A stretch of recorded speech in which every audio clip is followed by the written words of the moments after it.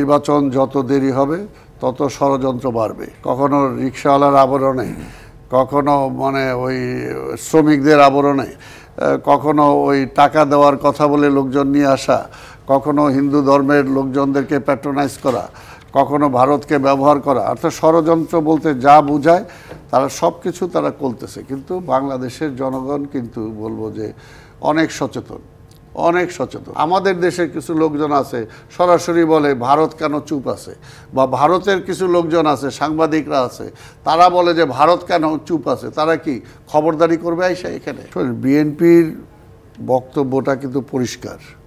আমরা যখন ফ্যাসিস্ট হাসিনা ক্ষমতায় ছিল তখনও কিন্তু আমরা বারবার বলে আসছি যে জাতীয় ঐক্যের কোনো বিকল্প নাই, এবং সেই সময় জাতীয় বিভিন্ন ক্রাইসিসের মুহূর্তে কিন্তু আমরা তৎকালীন ফ্যাসিস্ট যে ক্ষমতায় ছিল তাকেও বলছিলাম যে আপনারা আসেন, আমরা একটা ঐক্যমতে পৌঁছি। কী ঐক্যমত? যে নির্বাচনটা কিভাবে হবে, আমরা যে আজকের আমাদের পার্বত্য চট্টগ্রামের যে আজকে অবস্থা, সেখানে বার্মিজদের এখানে আসার কারণে সেটার যে অবস্থা, সেটার ব্যাপারে আমাদের অভিন্ন নদীর পানি যেগুলো বন্টনের ব্যাপারে, এগুলো আমরা একটা জাতীয় ঐক্যমত গড়ে তুলি।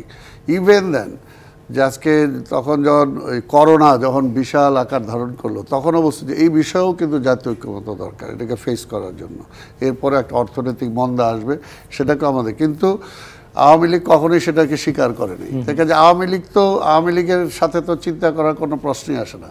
আমরা বলছি যে যেটা মান্না ভাই যেটা ব্যাখ্যা দিলেন, যে আন্দোলনরত সকল রাজনৈতিক দলের ছাত্র জনতা সবাই মিলে আমরা একটা ঐক্য চাই, এবং ঐক্যের কোনো বিকল্প নাই, এটা হলো পরিষ্কার। কারণ আমরা জানি যে ফ্যাসিবাসদের মাথাটা গেছে, কিন্তু তার সমস্ত কিছু দেশে অবস্থান করছে।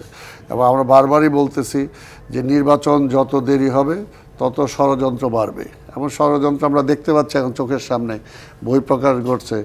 নগদের সর্বোচ্চ বার 167 টাকা রিচার্জে পাবেন 1 লাখ টাকা পুরস্কার। আরও আছে প্রতি সপ্তাহে পুরস্কার ও ক্যাশব্যাক। কখনো রিকশাওয়ালার আবরণে, কখনো ওই শ্রমিকদের আবরণে, কখনো ওই টাকা দেওয়ার কথা বলে লোকজন নিয়ে আসা, কখনো হিন্দু ধর্মের লোকজনদেরকে প্যাট্রোনাইজ করা, কখনো ভারতকে ব্যবহার করা, অর্থাৎ ষড়যন্ত্র বলতে যা বোঝায় তারা সব কিছু তারা করতেছে। কিন্তু বাংলাদেশের জনগণ কিন্তু বলবো যে অনেক সচেতন, অনেক সচেতন। শত উস্কানির পরেও তারা চেষ্টা করছিল দেশে একটা সাম্প্রদায়িকতার উস্কানি দিয়ে একটা বিষ বাষ্প ছড়া এখানে একটা কিছু করা যায় কিনা, কিন্তু দেশের জনগণ কিন্তু সেটার সাথে সায় দেয় নাই। এবং এটা কিন্তু আমাদের ঐতিহ্য, আমাদের বাংলাদেশের ঐতিহ্য। আমরা এখানে হিন্দু, মুসলিম, বৌদ্ধ, খ্রিস্টান যেভাবে সবসময় মিলে মিশে আছি, এটা কিন্তু আপনার প্রতিবেশী রাষ্ট্র ভারতেও পাবেন না। আমরা আজকে আমাদের এই সবচেয়ে বড় দুর্ভাগ্য যে আমাদের দেশে একটা কিছু ঘটলে আমাদের দেশের কিছু লোকজন আছে সরাসরি বলে ভারত কেন চুপ আছে, বা ভারতের কিছু লোকজন আছে সাংবাদিকরা আছে তারা বলে যে ভারত কেন চুপ আছে, তারা কি খবরদারি করবে আইসা এখানে? দেখা যায় একটা স্বাধীন দেশে আজকে যদি আমরা বলি যে আজকে বর্তমান ভারতীয় সরকার প্রথমেই তো অন্যায় করছে যে আজকে গণহত্যার যে মূল আসামি যে ফ্যাসিস্ট, এই ফ্যাসিস্টকে তার দেশে আশ্রয় দিয়ে এটা তো বাংলাদেশের সাথে সম্পর্কের একটা সুসম্পর্ক গড়ে তোলার যে একটা অবস্থা, সেটার পর্যায়ে কিন্তু তারা প্রথমে বাধা হিসেবে এটা সৃষ্টি হয়েছে। কাজে আমরা বলতেছি যে আমরা জাতীয় যে সমস্ত ইস্যুগুলো আছে এখন বিশেষ করে ফ্যাসিবাদকে তাড়াইছি, এখন আগামী একটা নির্বাচন আমরা চাই, নিরপেক্ষ নির্বাচন, অংশগ্রহণমূলক নির্বাচন। 15 বছর ধরে মানুষ ভোট দেওয়ার জন্য অপেক্ষা করতেছে, সেই নির্বাচনটা চাই।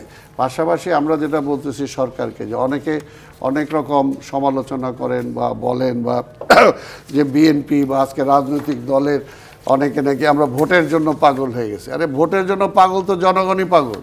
15 বছর ধরে ভোট দিতে পারে, তো ভোট দিতে অসুবিধাটা কোথায়? ভোট তো আমরা চাবই, এবং এই সরকারেরও তো মূল দায়িত্বটাই হলো ভোট দেওয়া। এই সরকার আজকে যে দেখেন অনেক জনগণের আকাঙ্ক্ষাও বাড়ায় ফেলছে। এটা তো একটা অ্যাডহক কমিটি যতটুকু কাজ করতে পারে, একটা রেগুলার কমিটি ততটুকু পারবে না। একটা গভর্নমেন্ট, রেগুলার গভর্নমেন্ট যতটুকু কাজ করতে পারবে, আজকে একটা অস্থায়ী একটা কয়েকজন উপদেষ্টা নিয়ে একটা সরকার এ তো ইচ্ছা করলে সব কিছু করতে পারবে না। কাজেই তাদের কী কী কাজ তারা করা উচিত, কী কী করবে, এই ব্যাপারটা আমরা হাজারবার বলার পরেও কিন্তু এখন পর্যন্ত সেই রোড ম্যাপ তারা দিচ্ছে না। কেন দিচ্ছে না এটা আমরা বুঝি না। আমরা তো রোড ম্যাপ চাইছি, বলিলেই তো যে আগামী 2 মাসের মধ্যে নির্বাচন দেন বা 3 মাসে নির্বাচন, তাই না? আমরা বলছি যে কবে পারবেন আপনি সেটা দেন, আর দেরি করেন না। দেরি করলে এই ধরনের ষড়যন্ত্র হবে, যে ষড়যন্ত্রের ফেস আমরা করতেছি।